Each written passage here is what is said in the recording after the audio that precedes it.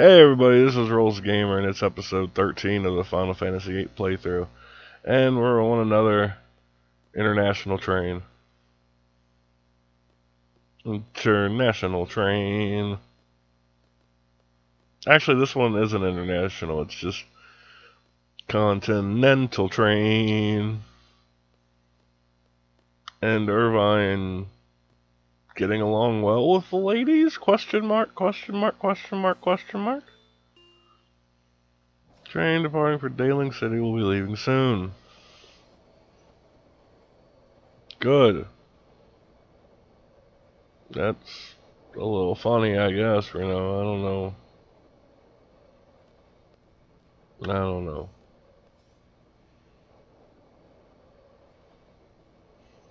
Zell clearly doesn't like Irvine already, and who can blame him? He's kind of been a jerk. Selphie, we're destined to be together. They kind of do have chemistry, though, as is hinted on throughout this game, so maybe there's something to it. But they really... I mean, Irvine's not a terrible character. You kind of warm up through him through the game. But, he kind of is really dickish in this beginning. For reals. Like, I'm gonna be different because I'm different. And trying to get with every girl. What the fuck, dude? But then it's kind of a facade. It's complicated. He's a complicated character. Everyone's complicated.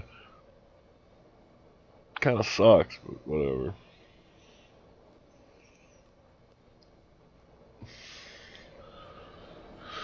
The pressure, an instant of tension.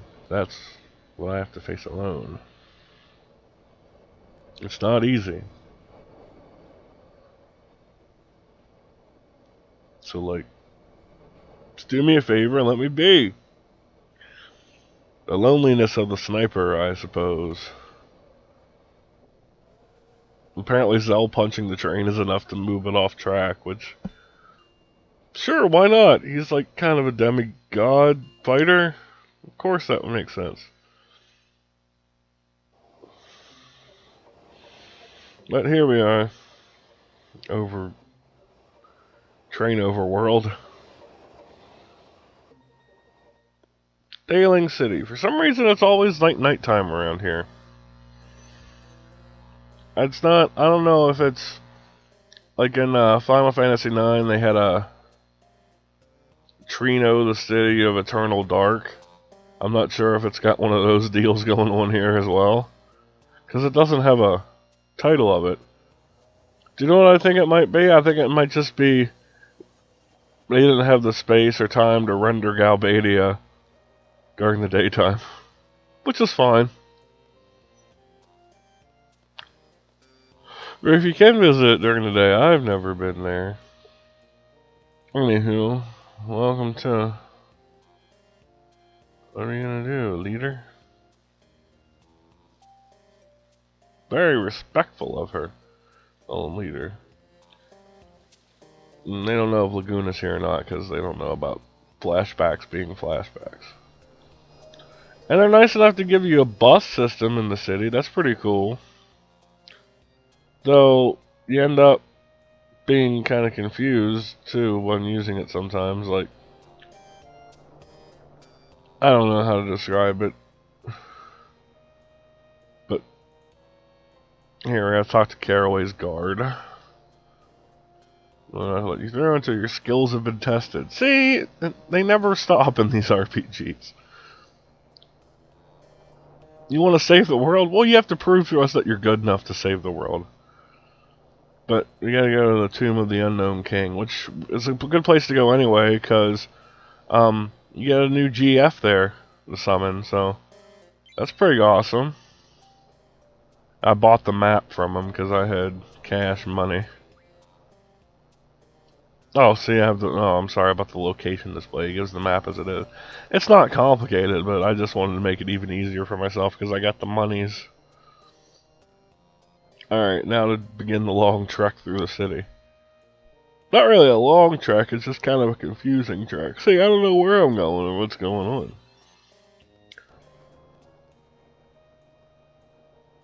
But, whatever. Galbadia is huge, and it's kind of cool, but I assume that on a next-gen system, like if this were made on the PS2 or something, there'd probably be a lot more hustle and bustle going on in the city.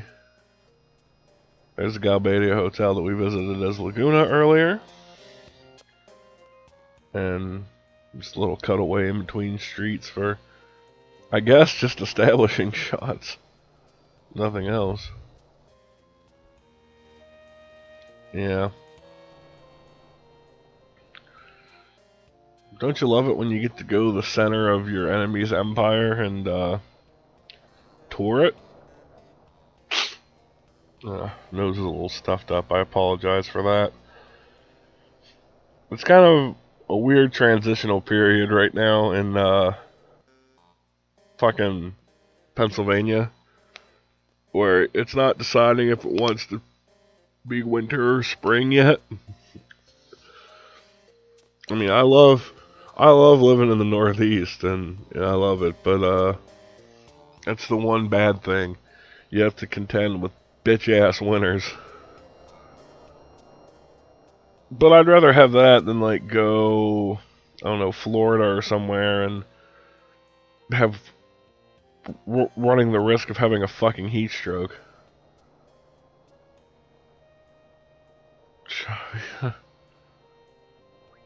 Yes, and now we're just gonna ride the bus to the entrance.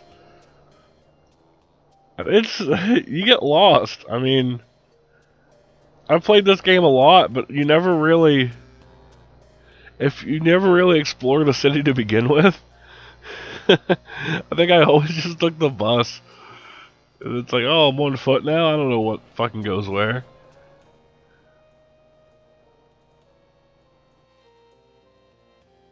Because there is a way to just walk right out of the town.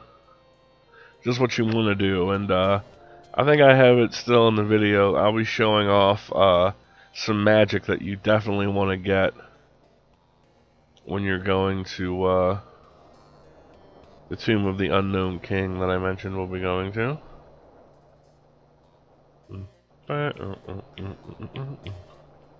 We've taken a whole roundabout there, didn't we? Jesus Christ.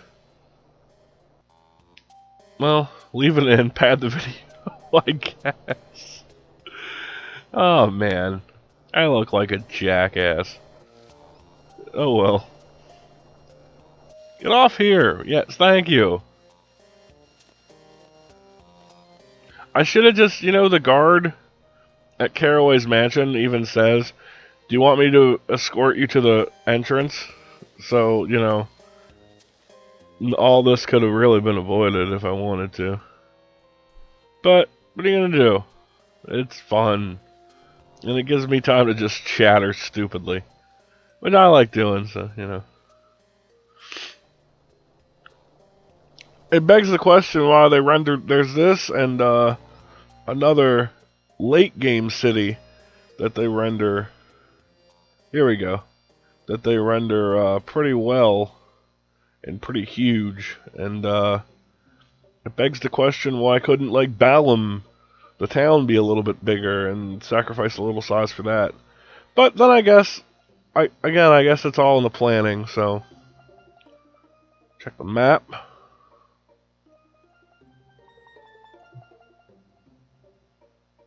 I'm trying to, like, discern where what direction to start off in. I got this, I think. I'm just overthinking it, Oh, go the other way, dude. Or this could be a chance to get some of that magic I was talking about, so there's always that. I think we can from this flying fellow.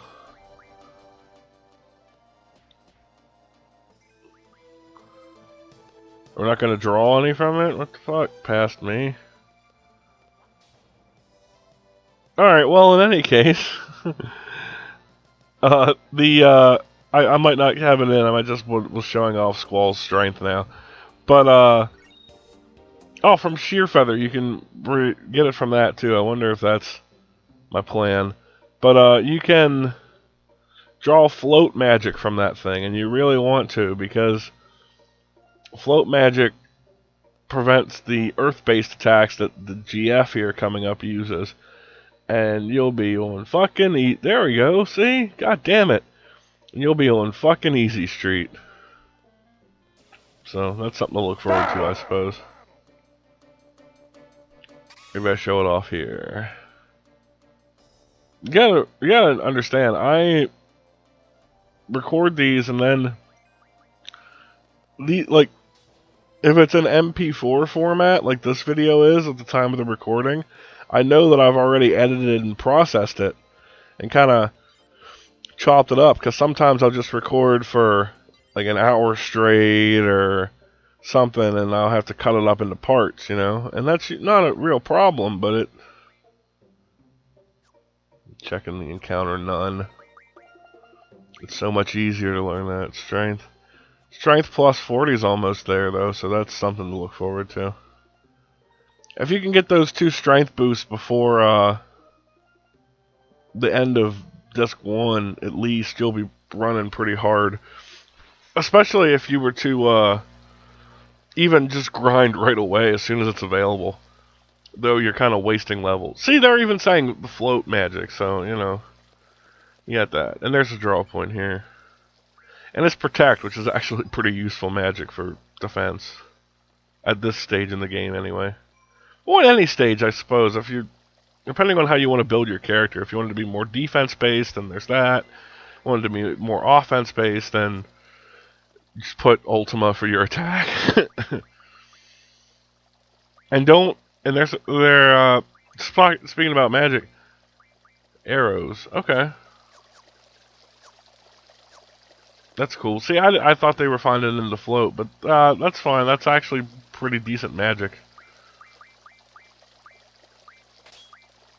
And yeah, okay, I see what I'm doing here. I didn't get the other tornadoes refined yet, so I'm putting that to my elemental attack.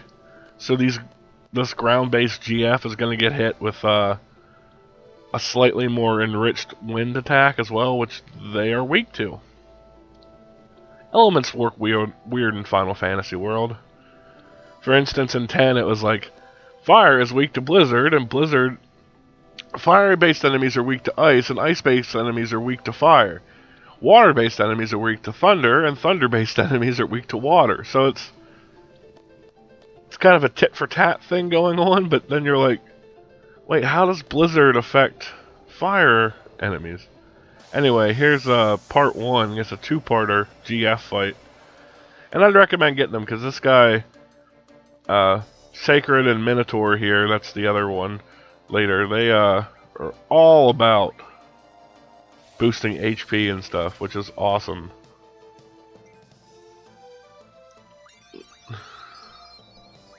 See what... He's not doing too much damage at first, which is good. Cut! Oh, I thought he would go down after 1 hit. 700 damage, that's not too shabby though.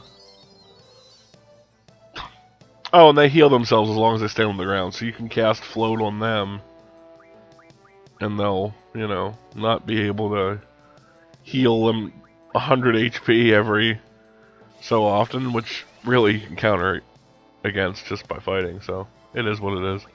Yeah, life magic. That's fucking awesome. I was gonna say, that has to be it. Run away, like... Tell your brother you ran away like a bitch. Nice. Like a bitch. Anyway, we'll see you next time. This is Rolls the Gamer for now. Signing out. Peace. And you know, you gotta take it easy. We'll see you later.